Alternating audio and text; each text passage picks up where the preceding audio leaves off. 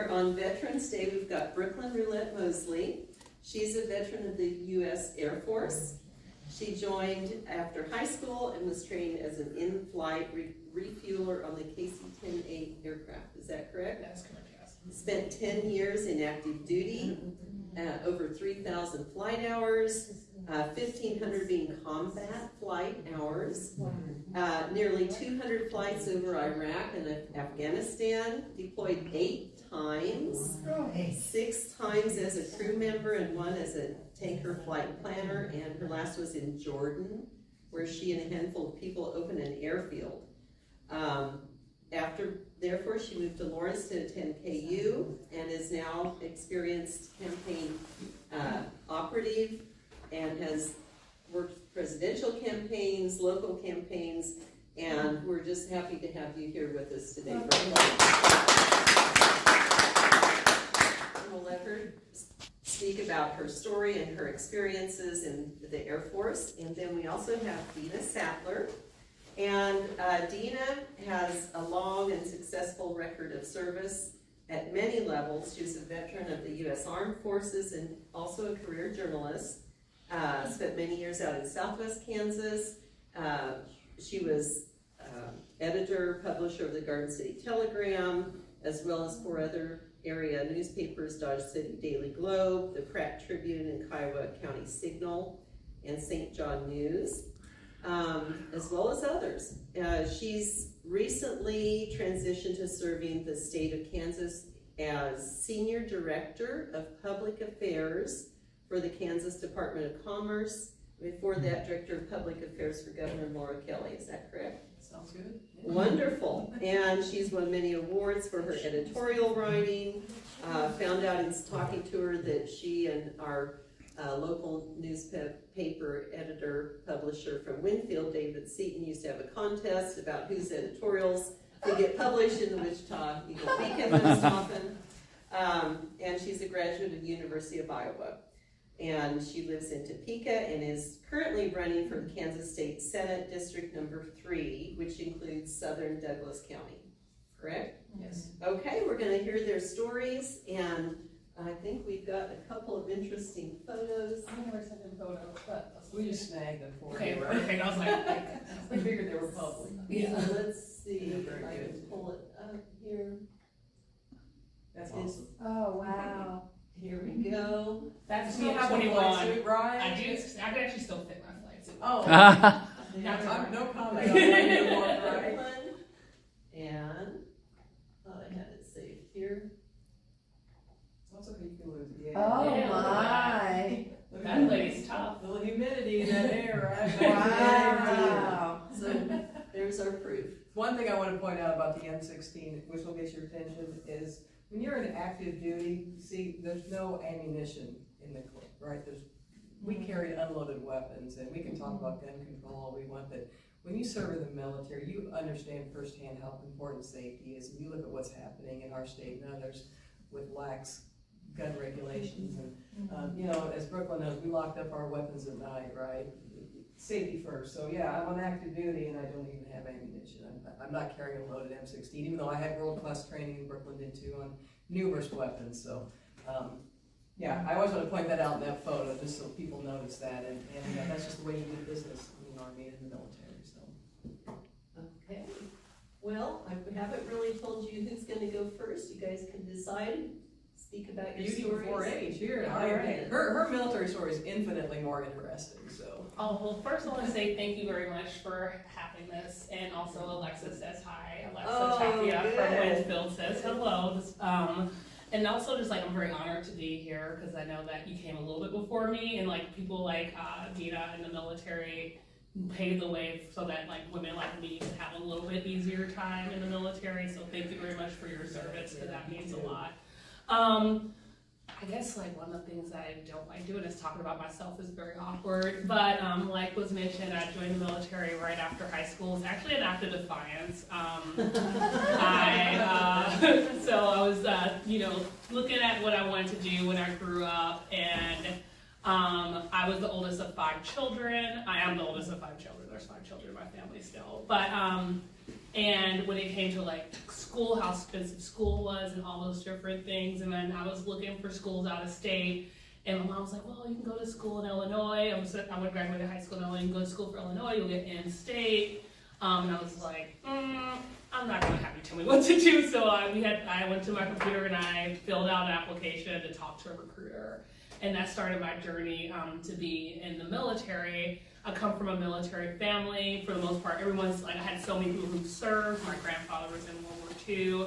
In fact, him and like 2 of his other brothers went to World War II. One of them did not make it back. My great uncle Chauncey, who stepped on a landmine, not to make it dark. And then my family history goes all the way back to the Civil War, where my great-great-great-grandfather, Michael Eubanks, served in the colored infantry. Before he had his full freedom, he served this country. So that's how far back my military service went.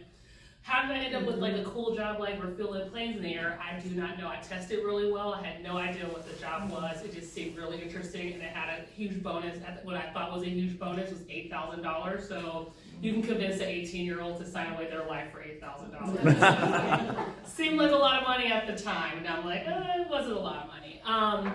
And I wasted it all on silly things. So there's another life lesson in that. So when I was in the military, a little bit about like my training, just to get to that point, went through multiple. I went through school. Obviously, everyone goes through basic in San Antonio. I went through water survival down in Pensacola, where you basically learn how to survive in the water. So you go through 3 days of academics, and then I went during the winter time in the Gulf of Mexico, and it's not that warm. It was in Pensacola. So I was in a bathing suit, a wetsuit, and then a Mustang suit to keep you warm. And so you basically learn how to survive in the water, and you parasail higher than anybody, like a civilian would, and then you have to release yourself from that parasail and do a checklist, which I can still remember most of it, which is canopy, visor, sun mask, face mask. You want to make sure you have your sea kit, and then I got assigned to an aircraft that does not have parachutes, and you cannot jettison the aircraft if you're going down. So that was pretty fun. Also went to ground survival in Spokane, Washington. It's called Sears School, where you basically learn how to survive. I learned how to build a shelter with 550 cord and parachute panels, and hike through the woods and learn how to like not get captured. And then the joke is everyone gets captured because you have to learn how to be a prisoner of war. So I have very interesting conversations with people when I'm like, yeah, when I was like going through prisoner of war training. So and I also can like look at things and say things like, oh, this is this type of interrogation style. They're doing this. But yeah, so once I got to like my actual unit, I was stationed in California, Travis Air Force Base. We affectionately called it Alcatraz, because you cannot escape that place. There's just so many different places to land. Because I spent my active duty time at Travis the whole time, and when I was like, all right, I want to try to go somewhere else, they're like, we'll just stick you in a different wing, and that's how I ended up opening up an airfield, because they brought a whole bunch of aircrew people in, and we just basically got trained to open up airfields out of a trailer and a tent and all those fun things. I don't know where else. I feel like I'm rambling, so I'll let Dena talk a little bit about her, like how she got there, and I guess there will be questions because I don't really know what you guys want me to hit on, but I'm open. Yeah, I'm open that's book. great. Tell your story, Yep. and then we'll kind of ask some questions about like what issues affected you as being a female in the service. Yeah, that's perfect. Yeah, that's wonderful. Talk about impressive experience.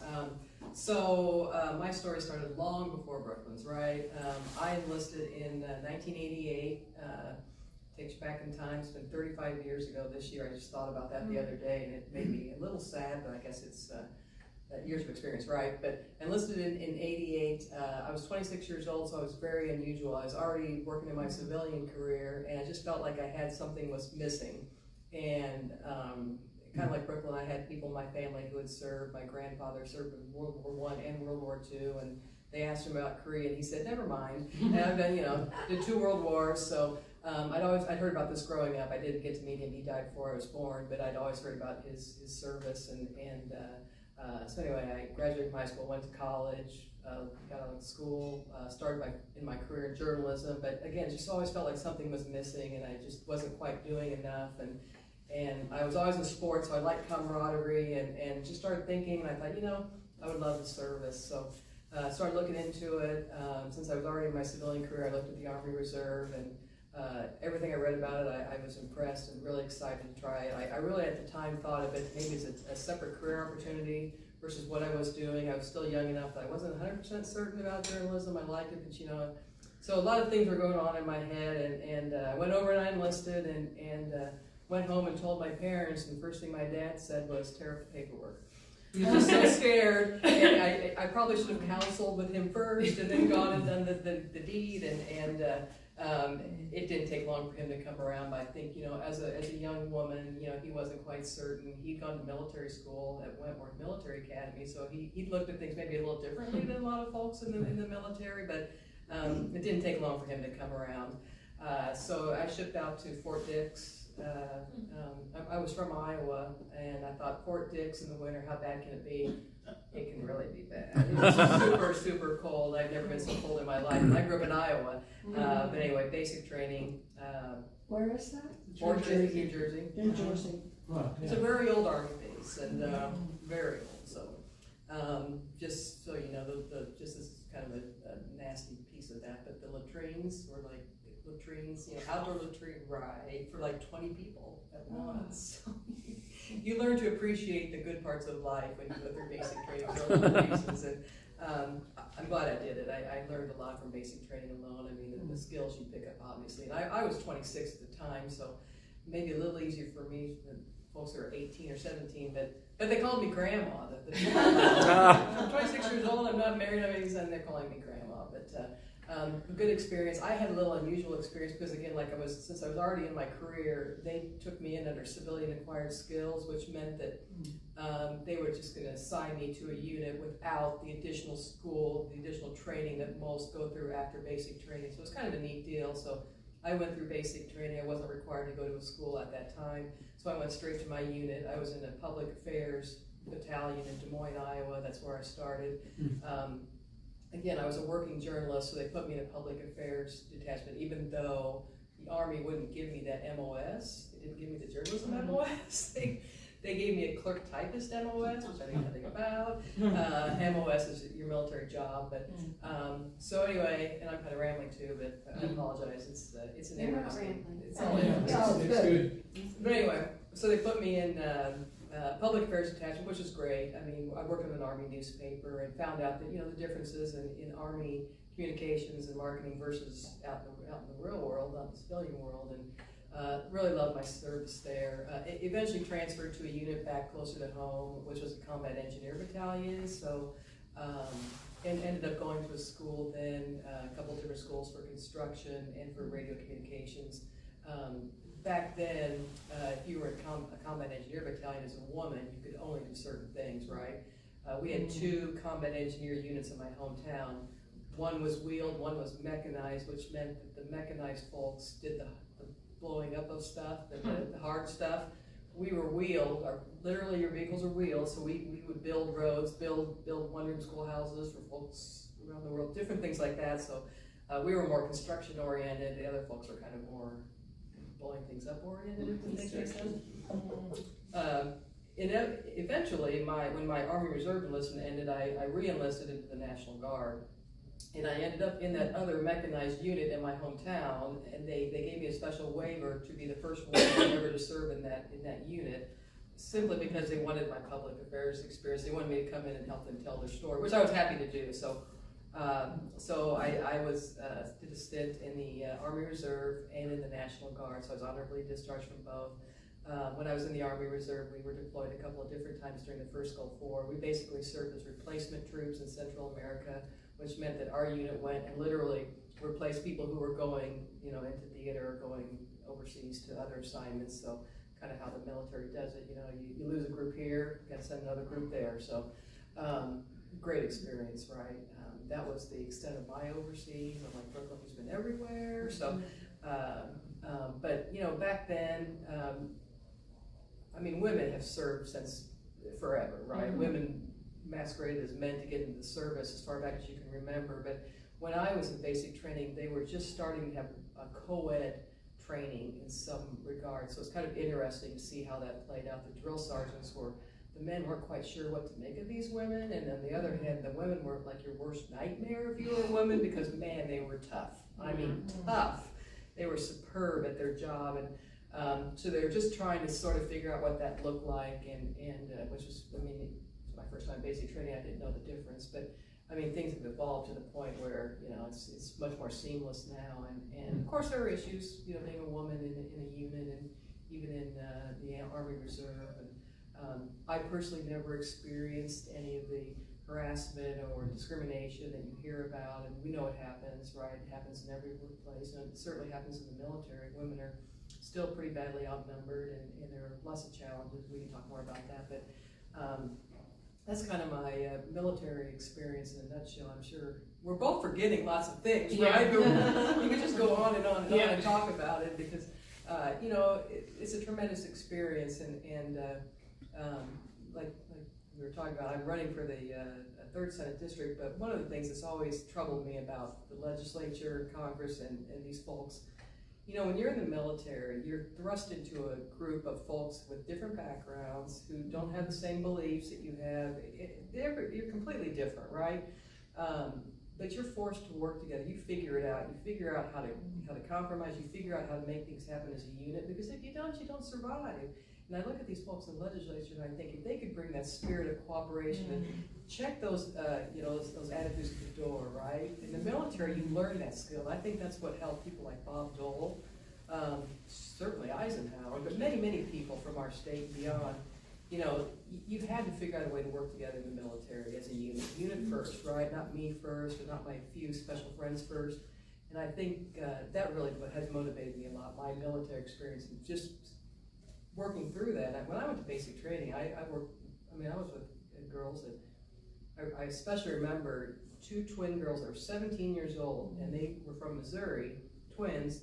They had never been out of their hometown, not their state, their hometown, ever. And they were shipped off to New Jersey and thrown into this bunch of young girls and women and I thought, you know, but at the end of the day, we all worked as a unit and got things done, and that certainly carries through in your military experience. I mean, Brooklynne could tell you about that, as much time she spent being deployed, but anyway, that's just one of the things that motivates me as someone who's running for office. So. Brooklynne, did you ever experience any of the harassment or issues that face women? Yes, I definitely have. I was in a very male-dominated career field, so when I got to my first unit, my first active duty unit, there was about 150 individuals in our unit, and only 2 women were in our position. Yeah. And then there was only like a handful of pilots.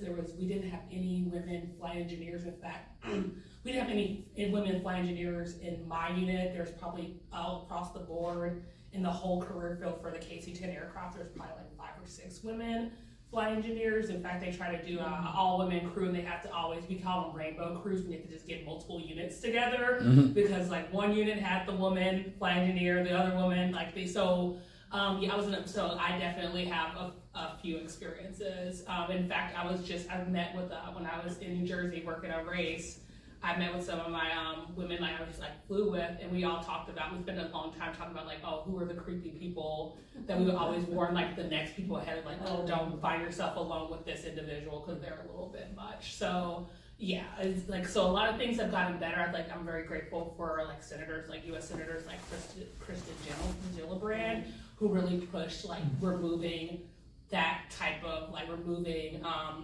investigations for sexual assault or harassment outside of the unit, because a lot of times it's the guy who's the fun guy, the part of the Good Old Boy Club that's able to perpetuate those kind of behaviors. Are we ready to open it up to questions and just see if does anybody have any questions for Dena or Brooklynne? Dena, with your prior experience through the military, did you go into officer training school? I thought about it, and when I was in my public affairs detachment, I was enlisted, so in my public affairs detachment, one of the programs was the battalion leader, always a general, right, would have a lunch with the newcomers, and he heard what I was doing. I was working as a reporter at my hometown newspaper, and he cornered me afterward. He said, "You're going to OCS." And I said, okay. So yeah, you listen to the guy, and you march off, and you start the paperwork like this. And honestly, I wish I had. I didn't follow through at the time, and so I stayed in the enlisted ranks, which is fine. I enjoyed that very much. And but when it came time after my initial 6 years to think about things, I just started focusing more on my work in journalism, and I became an editor, and then that was kind of unfolding in that direction, so I did not, but thought about it. Did you become an officer? I did not know. What was your highest rank? I was a staff sergeant. Staff sergeant. Very good. Dena, in your time as a journalist, this is not military, as a time as a journalist and you working in Southwest Kansas, how was that? How? For a woman, or just in general? Hold on, Or as someone who's I'm moderate from and Dayton. left-leaning? I'm from Dayton. Okay. we're all- You know my good friend Don Heineman then? Oh, yeah, Yes, he's we my do. cousin. Yeah. and you probably know Kathy Haynes. Of course, Yeah. very well. I worked with her in Garden City, and we were sad to see her go to the Hutchinson News. She's, Well, and she came to Lawrence. that's right, that's right. She's She a worked for the Journal world-class journalist. She's very good. She's very good. Yeah, so I came to Kansas 25 years ago from Iowa. My hometown paper was the only paper outside of Kansas that Harris Enterprises owned at the time. If you're familiar with Harris Enterprises, they were based in Hutchinson. They had very excellent papers all around the Oh, the states. Burlington Hawkeye. That was right. Yes, that's where I'm from. So, Oh. so anyway, I got into a management training program to become a publisher in Iowa. So they sent me here. They sent me to Hutchinson. My first job was Garden City, actually. So I worked in Garden, Hutchinson, Ottawa, and then went back to Garden City to be a publisher. So it was literally a 5-year program to become a publisher in their group versus now when these corporate operations don't even have publishers in their local communities. It's just tragic, and it's a whole other story to talk about maybe another day. But yeah, so I was publisher of the Telegram in Garden City for about 15 years. Very much enjoyed it. I moved there as a registered Democrat. I went to the University of Iowa. It's pretty liberal. It's a liberal art. So grew up a Republican, became a Democrat when I was in college. Went out to Western Kansas, stayed a Democrat. So I wrote from a very moderate perspective, maybe a little left-leaning, depending on the issue. That didn't always, I might, right. But you'd be surprised how many supporters I did have. But this is a little off track, but I talk about my journalism experience. But I ended up registering as a Republican, and I wrote this editorial, it was spread around the state, encouraging people at the time to register as Republicans, because in Southwest Kansas, excellent representatives, Steve Morris, for example, John Dahl, Don Heineman, those folks, especially Steve, were being attacked by extremists. And I said, if you don't register as Republican and vote for him, and there really were no Democrats that were active, right, in Southwest Kansas, really weren't. And so that's where things happened, were in Republican primaries. So I very much encourage my friends and my readers to, change your party affiliation, just do it. Go help the cause. It didn't help, it wasn't enough to help Steve, obviously, but that was right when 2012. Exactly, and that's when the negative advertising really started to hit a high trajectory, and that was a shame. I think people in my readership, we had 12 counties in Southwest Kansas, they had buyer's remorse not soon after when they heard Larry Powell open his mouth. And, it was horrible. It was horrible. More stories for another day, right? But, so I was very interested in politics and government because of in part what happened to Steve, and I saw the decline, and I was a bomb thrower. Let's put it that way. As an editorial, that's about the best way I can frame it.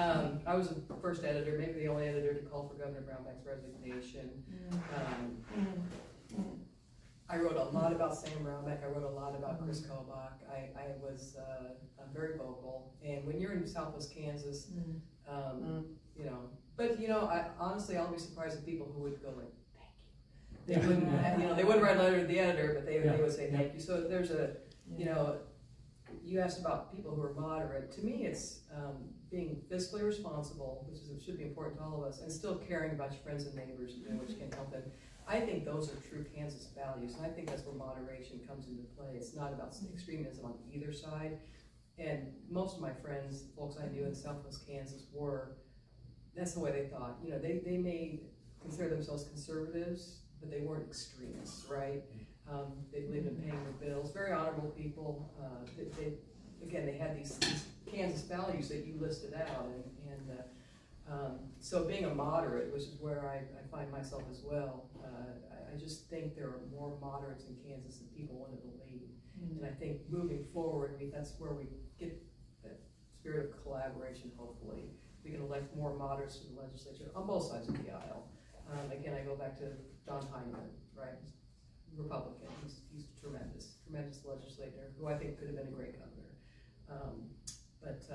Yeah, so that's a long answer to your question, and did I focus in on things about journalism that you were interested in hearing? But were you harassed?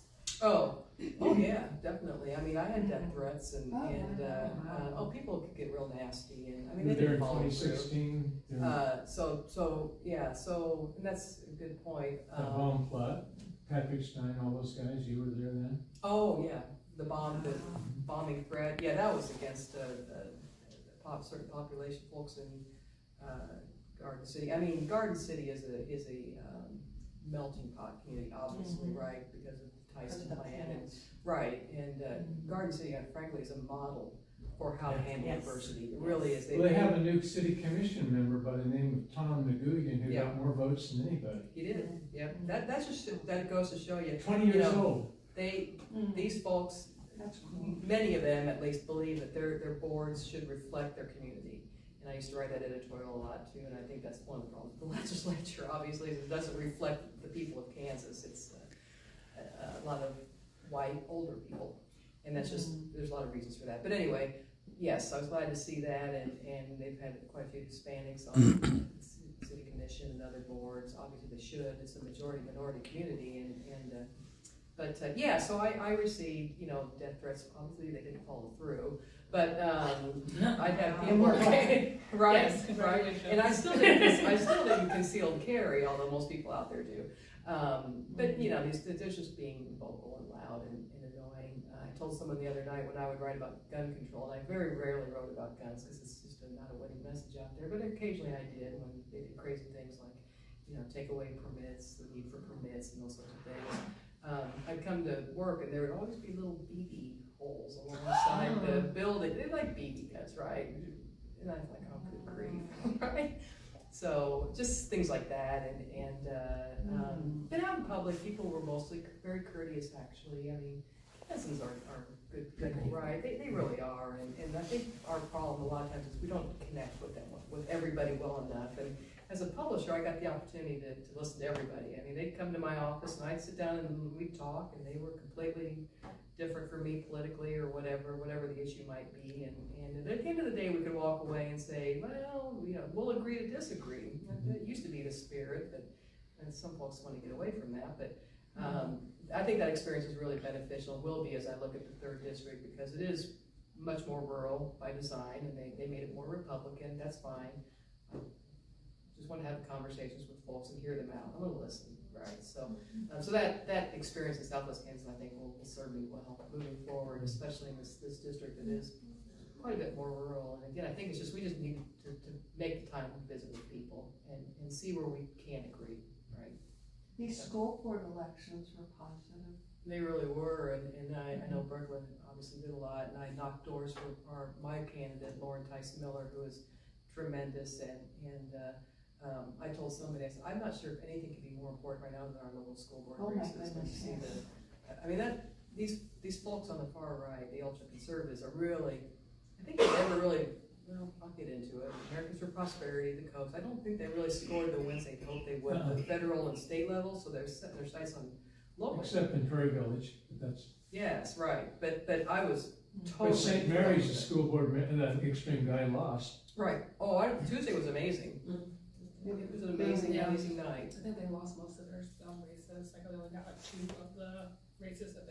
Of all day, yeah, and that was really encouraging. I mean, August was an amazing success story for us, right? What happened in August? That's the turning point. I believe that election was the catalyst for the turning point and the belief that, hey, we can turn this around. And voting matters. Yep. Tell us about your experience as a campaign worker. Okay. I guess I would start off where So my first pay, I did not realize you can get paid to do this kind of work. And the way that I found out was I started out as a volunteer on Paul Davis's campaign in 2014. I moved to Kansas from California, where I was stationed in like the summer of 2013. And I would be very honest, like Lawrence, Kansas was originally a place that I was just planning on living in, but it became home, is like now home for me. And even when I would like go somewhere else, like, I don't know where I'm gonna end up, so I'm gonna go hang out in Lawrence, Kansas for a little bit and figure out life. And now I'm just like very cemented into Lawrence, Kansas. So started out on Paul Davis's race as a volunteer. I had done a fellowship with Organizing for Action, which was Obama's like civic engagement arm. So I was a fellow, and I learned how to do all these things, like with Vote Builder, which is the place where we keep our data. And I like learned some other stuff. And I just, when I get emails from campaigns, the one thing I do is to see if it came from an info account, which is kind of like a generic email, versus if it came from a real person. And so I got an email from the campaign asking for volunteers, and it came from a real person. His name was Tyler Longpine. His name is Tyler Longpine, who's he's now the political director for the Teamsters in DC, but he was like my first like boss essentially. And I said, oh, I know how to do all these different things. And they're like, oh, you know, I use Vote Builder. We have all this data from 6 months ago that needs to be inputted, and I hate data. And I saw it as a way, as a door, as an opening into the door. So I went in there, and I just got my dog, Tupac. If you see us walking down Mass Street, you say hi, he's friendly to most people. And I was like, I will come as a volunteer, but I'm not leaving my puppy at home, which is pretty, like now looking back, I was like, that is pretty bold for someone who is coming in brand new, making demands like this. But I've always been this person, even if you ask my mom, I've always had this energy. And so I started out like on Paul Davis's campaign. You know, we all know that we thought we were gonna win. They were like, well, Sam Brownback is just awful. So we all thought we were gonna win. To this day, I will never trust Nate Silver ever again.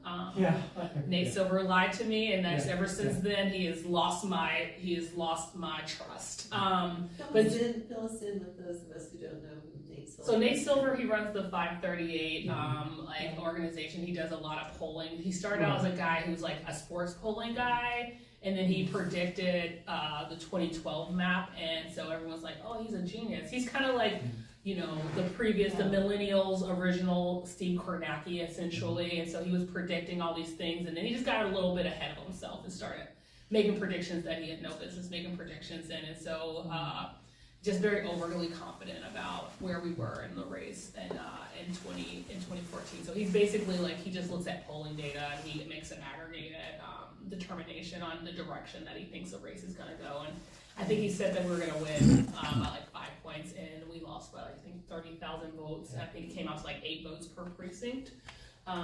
And so what I said, I'm never doing this again. To get back to, because I feel like I'm getting a little rambly. It's like trying to pull all your whole life together. And I was like, after we lost, I said, I'm never doing this again. In fact, I cried at the Roost at $8 a pop for Bloody Marys, which should not do as a person who does not have a job anymore. Do not recommend. And I said, I'm never doing this before. Like, I'm never doing this again. Me and my friend cried at the Roost. In fact, I think it was a journalism professor came and was like, you ladies look like you may have worked on the campaign. And she gave us her card. And she just felt so bad, and she bought us a Bloody Mary. So I was like, at least one of my Bloody Marys. I remember my friend Erica. She literally walked into the Roost. This is before they could serve alcohol, but it's like before 9 o'clock. I think it's earlier now, maybe. But she walked into the Roost at 8:45, and she said, can I get a Bloody Mary? And they said, ma'am, we cannot serve you until 9 a.m. And she just started crying and said, can you at least start it? So that's where we were on the day after the election, November 6th of 2014. Said I'd never do it again. And then me and my friends who all worked, I had friends who worked on, was it Margie Wakefield ran for Congress, another friend who worked on a different race, and we all got together. And we said, you know what we're going to do? We're going to take over the Douglas County Democrats. And so me, Kyle Gardner, who now lives in New Jersey, Jackson Sump, who now lives in Minnesota. He got really entrenched in Minnesota politics, so I don't think he's ever coming back. And I think his dad was Margie's campaign manager. we all were like, and then I think Liz Keeper was also a part of it. We're like, oh, we're all gonna go like get together, and everyone's very concerned. They're like, you guys are not gonna know how to fundraise, and you all are not gonna stick around because young people leave. And I'll be very honest, none of us made it to the end of it. I think I was the last one that made it to the end of it. But we ended up getting like people like Kurt and Marilyn who got really involved in the party. But the one thing that we did do is like we just like changed it and we made it more accessible. I think happy hours were like 4:30, and it was kind of places where people couldn't afford it to be. I was really involved in the VFW, so we changed the happy hours to like 5:30. Wow. Then we went to the VFW because that was like $2 a drink, and so everybody can come and they feel like they're welcome and they can afford to be part of it. And then out of that, we were able to get like a Douglas County Young Democrats that wasn't attached to the university, which brought in young professionals and stuff like that. And I did that for free. And then in 2016, I did work for Senator Sanders' campaign. And the way I got that, I got email they were like, we're gonna do this thing called a barnstorm, and it said, hey, is there any place in Lawrence that we can hold it? I did the thing where I looked and see if it came from an actual person. It came from an actual person. So I said, sure, we can probably use the VFW, talk to the VFW, like, sure, you can do it there. And then I did another thing where I was like pretty ballsy, and I said, here's all the things I think you're doing wrong for outreach to people of color and like other groups. Right. And I started out there, they're like, oh, do you want to have a job? So it turns out if you just like talk crap to people, they'll eventually you'll get a job. That is the lesson to take from all of this. And I said, this is what I think you should do, and I ended up getting a job on Senator Sanders' campaign. I was the political director in Kansas.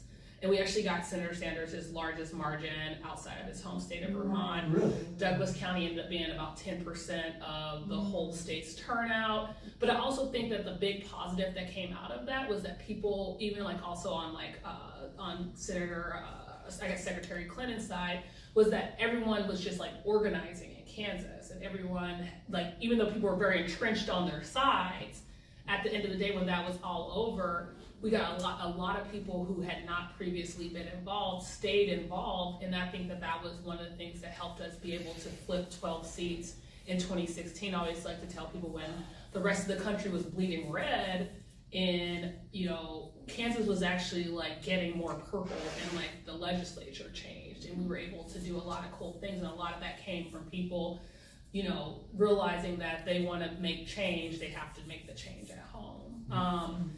And so a big part of that, and so I worked on Senator Sanders' campaign, and then I was like, I'm getting out of this. And I worked at the VFW National Headquarters in Student Veteran Outreach. In Kansas City? In Kansas City, yeah. I was like, I'm just gonna be a nonprofit girly, and I'm never doing this again, and I'm gonna have my life where every day is kind of the same. But I got an itch for it because I have sickness apparently, and so in 2017, I was like, oh man, I'm kind of getting on a race. And I started out helping a little bit with Paul Davis's race. And then the Kansas Dems needed a coordinated director to kind of get the ground set up for the governor's race. And I wrote a plan. I was like, everyone's gonna love it. And they're like, oh, I like this plan, but we have primaries for the first time in like a million years, so we're not gonna give you any money. So I learned how to fundraise on the front of my the coordinated. Made a lot of promises to union people, whereas like they're like, because unions like to give money after when they know that there's like who the candidates are. And I said, and so I had to get money beforehand, and I had a lot of conversations, especially with Teamsters, bringing up Teamsters again, where they're like, do you think we can win no matter who makes it out of the primary? And my answer was always yes. So I was like, please don't make me lie to Teamsters, because I know like those are not the people you want to be of. You don't want to run afoul of Teamsters. We won in 2018. I worked in the governor's office for a little bit. I would say that I'm an activist by heart. I've always have had an activist streak, and so it was a little painful when all of my friends were protesting and doing all these things for Medicaid expansion, and I'm like honking my horn in solidarity, and then going to like the sub level in the Capitol's garage, and I felt very disconnected from that, and so. Then I was like, I gotta get out of here, and it was an overall good experience. But I was like, oh, I have to get out of here. So I ended up working on Senator Warren's campaign as a state director in 2019 through 2020. It's a Forsaken Day when they all forsaked our queen in Texas and said we are gonna all rally, which was good because we definitely that election year was a year that people needed to rally and come together and just get a consensus candidate. worked for Biden's campaign in Texas, so Texas for Biden. We were very overly ambitious that we could turn Texas blue. It was I thought I understood voter suppression because I lived under Chris Kobach as Secretary of State. I would say that what I learned from that is that he is not the final boss, and he is one of the minor characters in a video game that you just hop over to get to the final boss. Because if you want to know about voter suppression, let me tell you about Texas. Let me tell you about how the tax assessor is still the person in charge of registration, because it goes back to when there was poll taxes. So there's structures like that that still very much exist. And so obviously Texas didn't go the way that we wanted it to go for a lot of different reasons. In fact, one of the last thing that happened was that bus where they're like trying to run the bus off the road. That was my operations director. And I got those messages in real time where he's like, I think that we were all like in a group chat, signal chat, and he's like, this is not a drill. Like, I think these people are trying to kill us. They just actually finished a lawsuit for that. Because the dispatchers were literally laughing at them and not taking them seriously. And so the city of San Marcos, I think, was the one that's just settled with them. And then I worked in New Jersey for that governor's race, and we were able to it was the first Democrat to get a second term in like 44 years, and we were able to do that. Because I think that what we're seeing nationally is that people are kind of rejecting nasty politics, even in New Jersey of all places, right? So people were kind of rejecting people were kind of rejecting nasty politics, and we had a guy who was running very far right, basically saying Chris Christie is probably like New Jersey's Sam Brownback, where it's like, oh, he was great, we want to go back to those days. And we saw that in our governor's race in 2022. Where people are kind of just rejecting, like, we don't punch down, we're not punching babies, we're not doing these things, and people just don't want to hear it. And I think that what we're learning from, like what I've learned is that people are just not as hateful as the politics that we're seeing. So, Amen. I'm gonna try to get this back on the military. Yes, thank you. And I'll start, Brooklynne, you've approached me a couple of times and Yes. said you had some ideas Yeah. about what kinds of legislation or changes we might need that would help, especially women in the military. Yeah, so one of the things, so Kansas is actually a state that does not have a lot of like benefits for military individuals. I guess if I want to get a free fishing license, I'll take it. But we don't have so when you think about it, we have, and I'm not gonna go into like the numbers because I'm like, there's a bunch of numbers in my head and I don't want to misquote the numbers, but about, in Kansas, we have about, I think it was like 17,000 women veterans in Kansas total. And then the overall veteran population, I think is actually 10%. So we were close to like 200,000 veterans in the state of Kansas altogether. And we just don't have any policies that are directly and specifically targeting women veterans. So if you look at a state like Texas, which state like Texas actually has like some of the best benefits for women veterans. They actually have an office that is dedicated to women veterans and outreach to them. Embedded in the government and like within there, because there is a Veterans Commission, but I think the last time I looked, the Veterans Commission, every person who sits on that commission is like an older white guy. And if you look at the women veterans population, we tend to skew younger. And so our issues are very, very different than, let's say, for instance, someone who's like a Vietnam era male veteran. So like, for instance, when I went to the VA to get a mammogram for like early detection to start that baseline for me, because that breast cancer runs in my family, I had to go to like an actual like hospital that was not a facility in the VA because they don't have that equipment. So thinking about like places like Kansas, one of the things, the first thing that's like a baseline thing that we could do in Kansas is I think it's June 12th, is Women's Veterans Day. And that was the day that the defense authorization bill that got signed that made it where women are eligible for all combat roles. And I think about 19 states have Women's Veterans Day. That's something that is a low-hanging fruit that we can do in Kansas to just recognize women's service in the military. Having things where, going into policy, I think that a lot of times when we think about policy, no policy is going to say that this policy is going to benefit veterans. But any policy that benefits the middle class benefits veterans. Like, we are members of the middle class, we are members of society. Things like childcare. I remember working at the VFW, and there was a woman, we had a program called Unmet Needs, and the Unmet Needs program is for people that can get a grant, and they can write, it used to be up to $5,000, I think once the need got great, I think it's like down to $1,500 to individuals. But someone was writing, and she wrote for $5,000, and she wrote preemptively, she said, I need to pay for childcare so that I can continue my education. And the way that the rules were written, like we couldn't preemptively, the unmet need, like the way it was written, like you gotta almost be like at the point of the need and like you're about to be destitute to get there, which is unfortunate because a lot of programs do have that mentality. But it's just like, if you start doing that, like everybody has a preemptive unmet need if you think about it. But like a child care policy, a universal child care policy, or some type of affordable child care policy in a state is going to improve the lives of women veterans. So for me, it's like the baseline is getting a Women's Veterans Day in the state of Kansas. Like that is something that if we can get that by like 2026, I'll be very excited about that. Another thing is just like getting policies that's going to be able to uplift women in general, but it's going to specifically target, like that's going to help out women veterans. So childcare, affordable wages, like 1 in 10 veterans actually works in an industry where minimum wage is their wage. So having a prevailing wage is going to be a raise to veterans. Having things like expanding Medicaid. One of the things that is a military spouses group.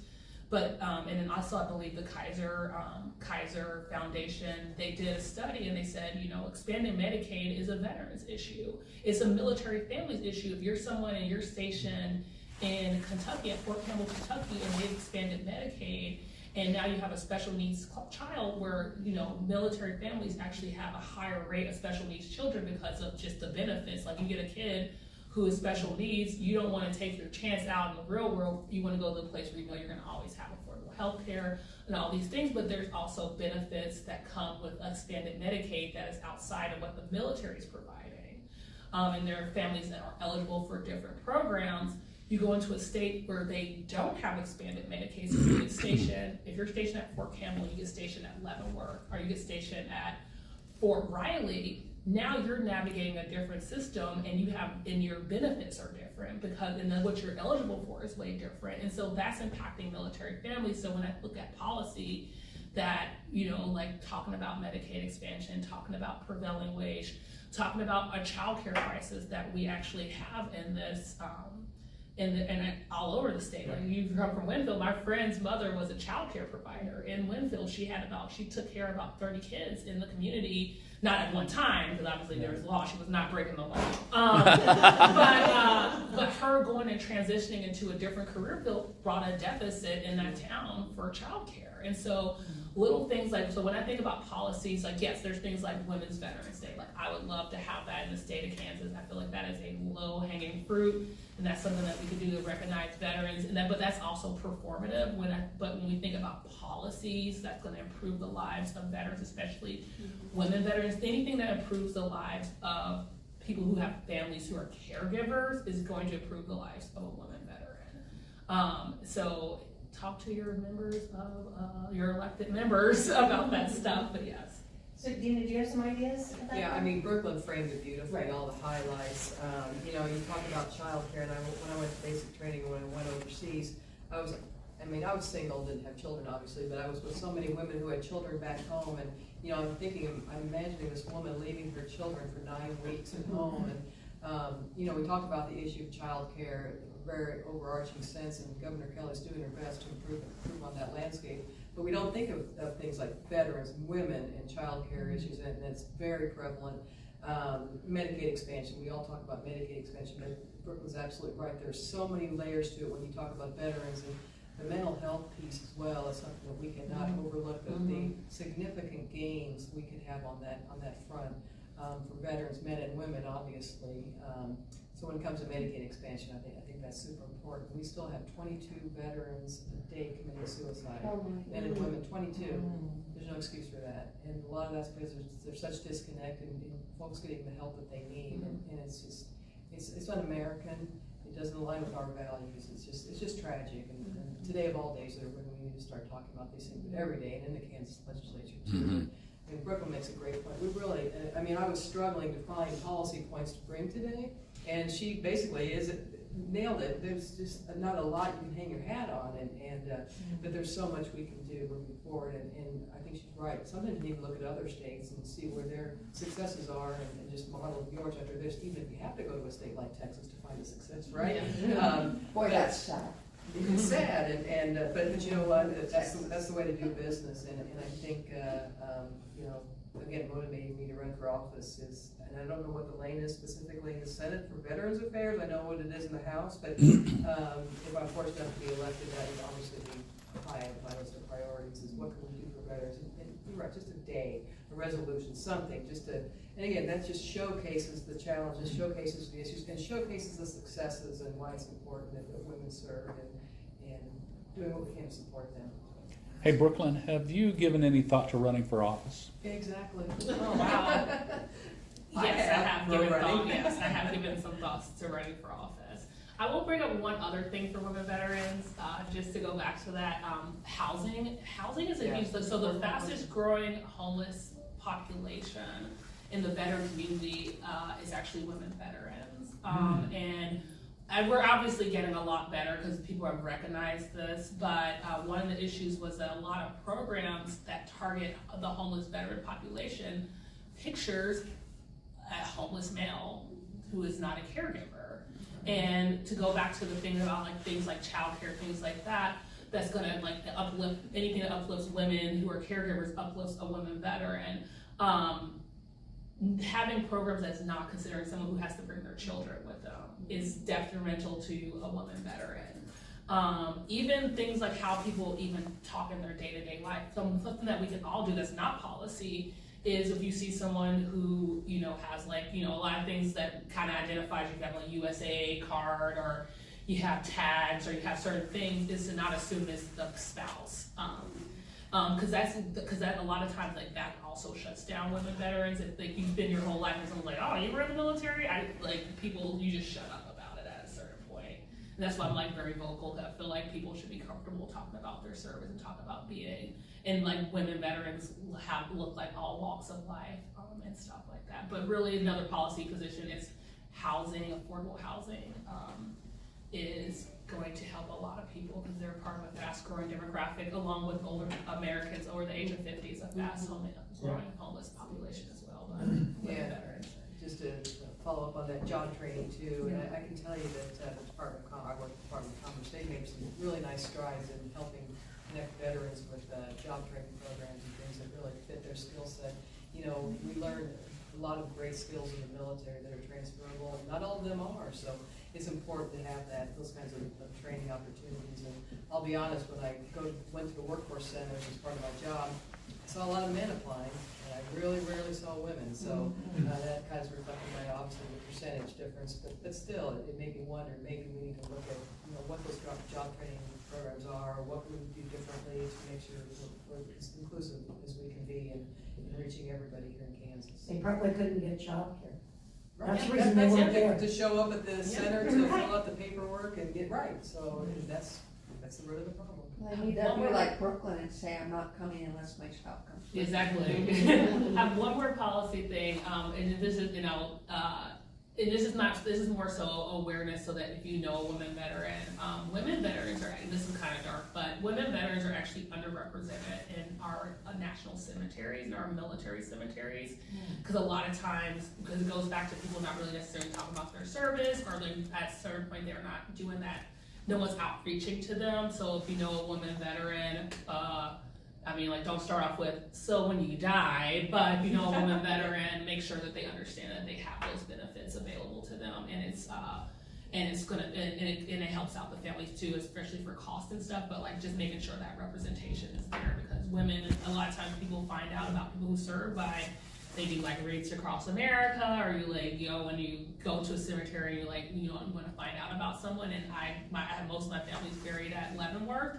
And you don't see a lot of women available, who are represented there. We know that women have served since last year, mom's like, 100, and She's 102. and she's a Wow. veteran. Oh, She's a my veteran. That's a great goodness. story. You need to tell that story. Yeah. Wow, wow. So, yeah, we want our 102-year-old veterans to be represented.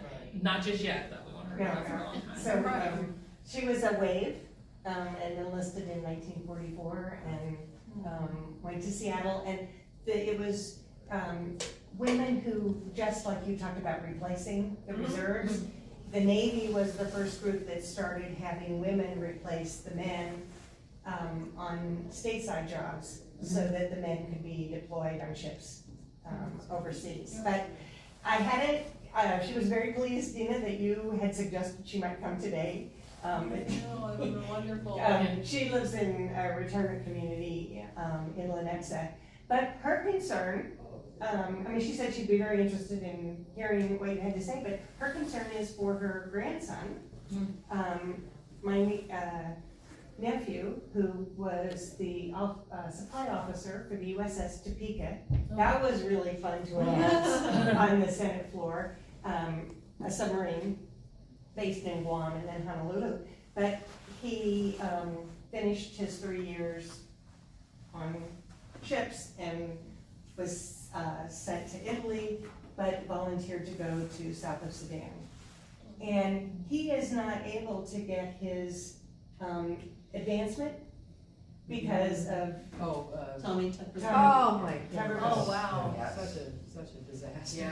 and So he's one of those? he's one of those. And my mother said he's gonna be fine Yeah, because they're gonna take his pay and back. yeah, they'll work retroactively. But he has friends who have families and they can't move. They can't move, their kids are not enrolled in school, kids, they're yes. enrolled in school, but not the school they're gonna stay in. It's horrible. Which is horrible for military families. So talk about un-American. Yeah. That's not a Well, good, yeah. They're speaking for apparently voting Vladimir on Putin. Tuesday, the Yeah. entire Senate. I'm sorry? Apparently, the entire Senate, Republicans and Democrats, are voting this coming Tuesday on getting around Tuberville. They can For a get around him one-time- by doing it do everything individually, at but once. it'll take so long. You have to act on every single one, if you do it, the way I understand it, I don't know where they're at now, Well, that was in the news this but, you know, and morning. Tuberville didn't serve, and that, there's not a requirement to be in Football's Congress. not obviously. serving in America. Yeah, right, exactly. Yeah, you make, but, I mean, it's disgraceful. You know, it undermines our readiness, it undermines how we look to the rest of the world. When an individual can hold up the process, it's just meddling in people's lives where we don't need it. It's ugly, and I sure hope his constituents are paying a lot of attention to remove him. It's just, it can't be tolerated. Is he up for election this year? He didn't get elected until what, he's not until 20. He was just Yeah. Just elected, okay. Yeah. So he's 28, Yeah. okay. They But, love that.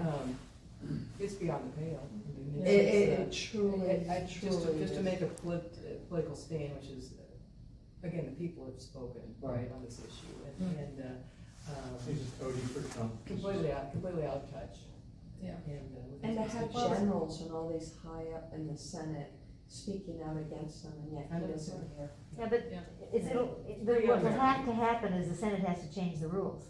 Well, that's what they're I trying mean, to the do fact on that this, Tuesday. I see what you're saying. And Yeah, again, and they're why do doing we, all of the promotions at once rather than one at a time. these That's what they're people doing. engaging, whether it's culture wars or these things, they hold up the process, and they keep anybody from doing anything positive. Well, they don't really want government. Right, Have you they not got want that it- message? right.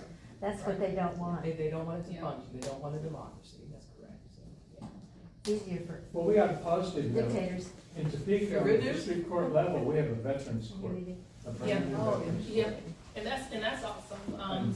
For people who are not aware of Veterans Court, so, and I hopefully we can actually take this model to Maybe in a lot of Advocacy people, County. but just this model for just anyone who's dealing with, because like veterans, you know, when they commit, like a lot of veterans, especially this current era, I guess that's no longer current era, I feel like I'm current era, but See, like I'm me. a little removed, but this current era of veterans, especially coming out of like the post 9/11 era, when they went to, like a lot of people deployed, like I mentioned, I deployed 8 times. My deployments were like 3 months, but that's the starting and stopping of your life. where once every 6 months you're in the desert, then you come home and you do some stuff and then you go back, and so like that's starting to stop in your life. But there's people right now who, you know, and I flew, so I wasn't like on the ground, and there's, but there's people who like they had really hard combat experiences, and you know, especially when you're young and you think you're invincible, and of course when you get back,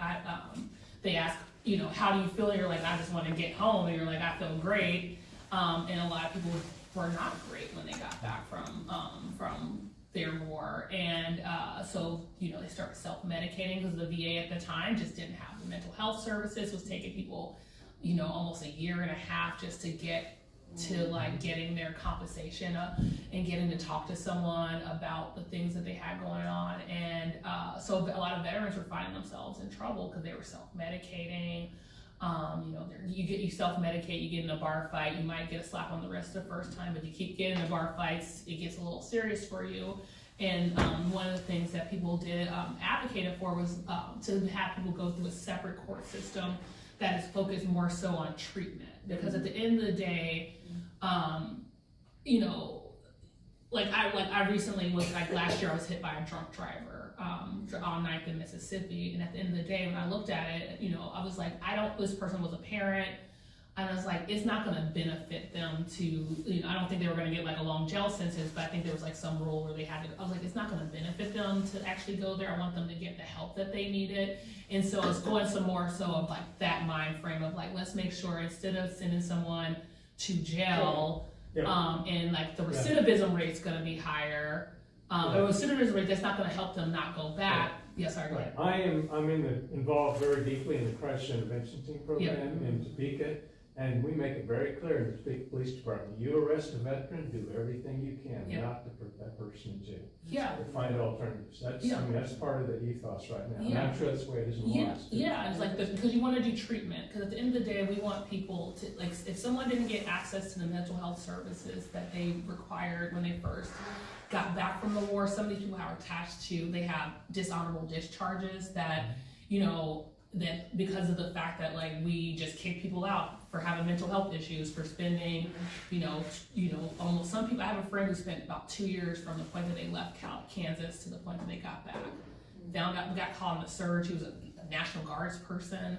Got caught in the surge, found out he would stand in Iraq for additional time from CNN, not from his leadership. And so there's people who have experiences like that, and making sure that we're getting them treatment, which a lot of people have traumatic experiences, and so hopefully we can take this model to other individuals, because treatment is actually cheaper than constantly incarcerating someone. And we want people to be able to be back in society and be welcome back in society. So the Veterans Treatment Court, I think it's awesome that you all have that now. Is something that's going to make it where we're not spending money on constantly punishing people. But because the goal of any kind of incarcerated system shouldn't just be punishment, it should be recovery, it should be rehabilitation. We want people to be back in society. And one of my favorite people of all time that has shown that when you're embraced by the community is, if you don't know who Jermaine Wilson is in Leavenworth, he is someone who was formerly incarcerated. And he was welcomed back to Leavenworth. He was actually incarcerated in Leavenworth, and he's been the mayor of Leavenworth. And so like those are success stories of someone who was really brought back in society, and that's the model that we want to bring in, like for veterans court, but also hopefully eventually for anyone who's dealing with. And is that just for people in Topeka, or is that for Right now it's Topeka. Lawton Ness, the former Chief Justice of the Kansas Supreme Court, is promoting this. Because he's a Navy veteran. In Topeka. There's I think a veterans court in Johnson County, but he would like to have them all over. That's a great story. Veterans courts has done a lot for people, and there's a lot of articles. A lot of states have had veterans courts for a while, and there's a lot of good information on that for anyone who's interested in learning more. Excellent, good input you guys all have. Any last questions before we wrap up? Is there any difference between the treatment of women and men regarding mental health, either in this state or nationwide? I think that there should be a difference in the way that they are treated, because I think that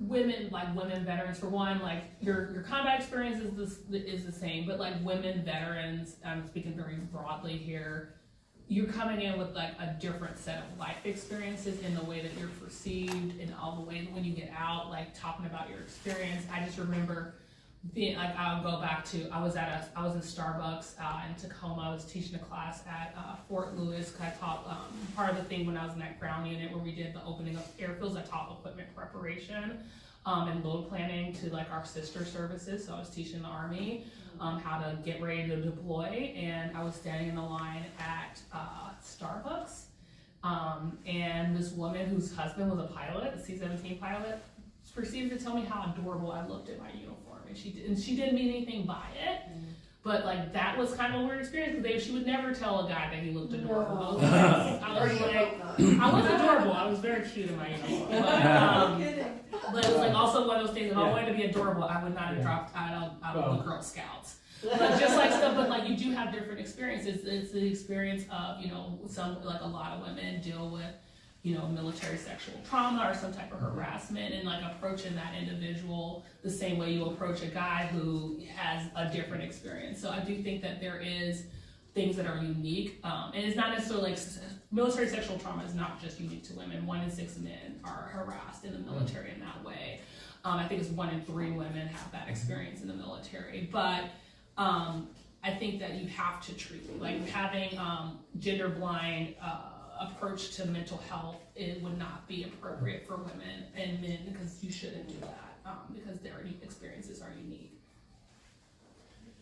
This is maybe sounds a little bit off the subject, but I just want to bring it up. Topeka will now have 2 black people on the city council and 2 Hispanics out after this election. That's awesome. So we're Getting very closer, encouraging. reflecting the community. Yeah, reflecting the community is very important. Well, let's just all You guys give are you. amazing. We appreciate hearing your stories, and also we appreciate your input to the community, the state, the nation, based on all these experiences and what you continue to give. We thank you so much. Women for Kansas will take off the month of December. We won't have a meeting. And right now, the leadership is working on a Zoom call with Governor Kelly on January 5th, which is a Friday, from 12 to 1. And we'll be getting the link out to people, but it's going to be about her call to action for expansion of Medicaid and what we can do to really push on that. Also, if you have ideas and input for future meetings in the coming year, just please share them. Thank you all for coming out. Thank you And guys. Ethan has some things in the back. You have maps of the. I do, there's a map, there's Let's pass the jar. Pass the jar, pass my envelope, how's that? So, and I've got some business cards too with our website on them. Thank so. you. Can I get a picture? Yeah.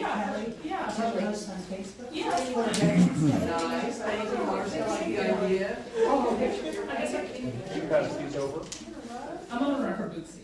You are, Yeah, so, and Luke's sort of announced it. Yeah, boot, yeah. So, Here's some cards as well. Did you get, No, I didn't get her card. Thank you. I think it was, Heather Kozmeyer. Oh. Yeah.